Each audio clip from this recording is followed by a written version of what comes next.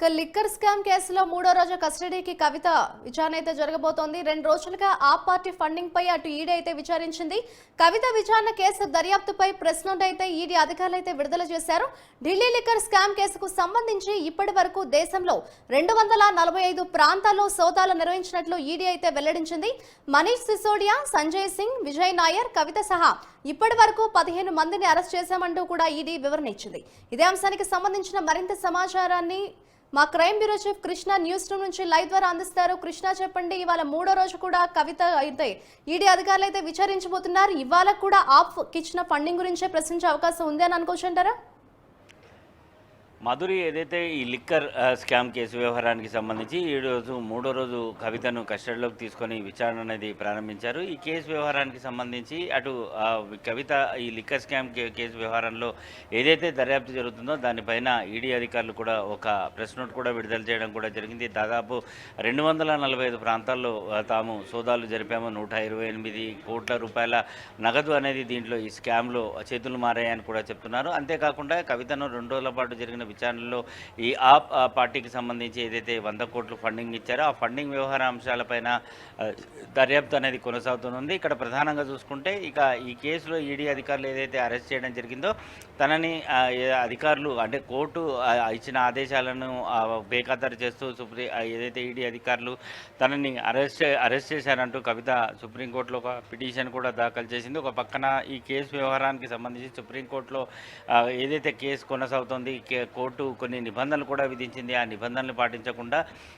ఈ నెల 15వ తేదీ నాడు తన ఇంటికి సోదాల పేరుతో వచ్చిన ఈడీ అధికారులు 4 గంటల పాటు తన కుటుంబ సభ్యులను తన నానా బెదింపులకు గురి చేసి భయభ్రాంతులకు గురి చేయడమే కాకుండా తర్వాత తనను అరెస్ట్ చేయడం, ఒక మహిళను చూడకుండా తను నేరుగా ఢిల్లీ ఈడీ కార్యాలయానికి తీసుకువచ్చి తెల్లవారులు తనని నానా ఇబ్బందులకు గురి చేశారంటూ కూడా ఆమె పిటిషన్లో పేర్కొంది. అయితే ఈ కేసు వ్యవహారానికి సంబంధించి ఈ పిటిషన్ ఏదైతే కోర్టు ప్రొసీడింగ్స్ ప్రకారం కవిత ఈ పిటిషన్ సరిగా దాఖలు చేయలేదంటూ కోర్టు తిరిగి పిటిషన్ మరోసారి దాఖలు చేయాలంటూ చెప్తూ కవిత వేసిన పిటిషన్ని సుప్రీంకోర్టు తోసిపుచ్చడం జరిగింది. మరోపక్కన జైల్లో ఉన్న సుఖేత్ చంద్రశేఖర్ కూడా ఒక లేఖ విడుదల చేశారు. ప్రస్తుతం అది సంచలనంగా మారింది.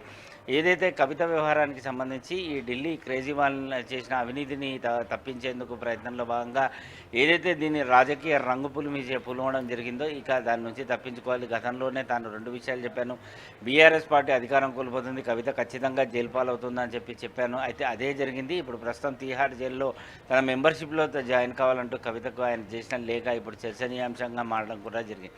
సో ఈ కేసు వ్యవహారానికి సంబంధించి కవితని 2 రోజులు విచారణ చేసినా కూడా ఆసక్తికరమైన అంటే ఏదైతే ఈడీ అధికారులు అడిగిన ప్రశ్నలకు సరైన సమాధానం అక్కడి నుంచి రావట్లేదు అని చెప్పేసి అధికారులు కూడా చెప్తున్నారు. కొన్నిటికి ఆమె సమాధానం చెప్పినప్పటికీ కూడా మరికొన్ని వాటికి మౌనంగా ఉండిపోతుందని చెప్తున్నారు. సో ఇదే కనుక కొనసాగితే ప్రస్తుతం విచారణ వ్యవహారానికి సంబంధించి అంతా కూడా వీడియో రికార్డింగ్ చేస్తున్నాం కాబట్టి ఆ వీడియో రికార్డ్ని కోర్టుకి సబ్మిట్ చేస్తాం. అవసరమైతే కవితని మరో 2 రోజుల పాటు కస్టడీకి కోరుతామని కూడా ఈడీ అధికారులు కూడా స్పష్టం చేయడం కూడా జరిగింది. ఈ కేసు వ్యవహారానికి సంబంధించి ఇప్పటికే ఇటు కవిత భర్త అనిల్ కూడా నోటీసులు ఇచ్చిన క్రమంలో ఆయనను కూడా విచారణ చేపట్టి స్టేట్మెంట్ రికార్డ్ చేయాలని భావిస్తోంది. అంతేకాకుండా ఈ నెల 21వ తేదీన విచారణకు హాజరు కావాల్సిందిగా కేజ్రీవాల్ కూడా నోటీసులు ఇచ్చిన నేపథ్యంలో ఖచ్చితంగా ఈ స్కామ్లో కేజ్రీవాల్ హస్తముందని కూడా ఈడీ అధికారులు అనుమానాలు వ్యక్తం చేస్తున్నారు. మాధురి అండ్ కృష్ణ, ఇవాళ విచారణలో ఓన్లీ కవితను మాత్రమే విచారించే అవకాశం ఉందా, లేకపోతే మనీష్ సిసోడియా కావచ్చు, సంజయ్ సింగ్, విజయ్ నాయర్ ఎవరితోనైనా కలిపి విచారించే అవకాశాలు ఏమైనా కనిపిస్తున్నాయంటారు ఇవాళ?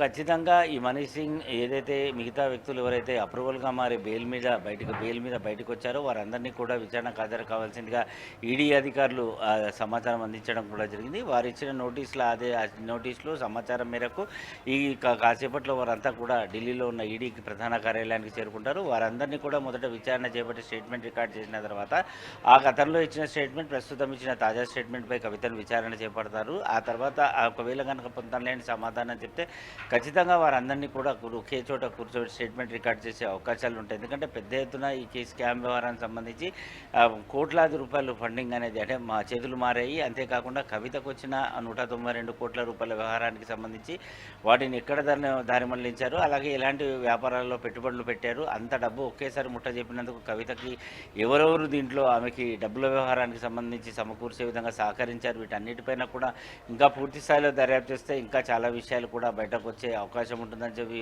ఈడీ అధికారులు భావిస్తున్నారు. అంతేకాకుండా కవిత ఏదైతే గతంలో విచారణ క్రమంలో ఢిల్లీ ఈడీ కార్యాలయానికి హాజరైన క్రమంలో ఆమె ఇచ్చిన ఫోన్ల వ్యవహారానికి సంబంధించి కూడా దానిపైన ఐటీ నిపుణులతో విశ్లేషణ చేస్తే ఈ ఈడీ అధికారులను తమనే తప్పుదారి పట్టించే ప్రయత్నం చేసింది.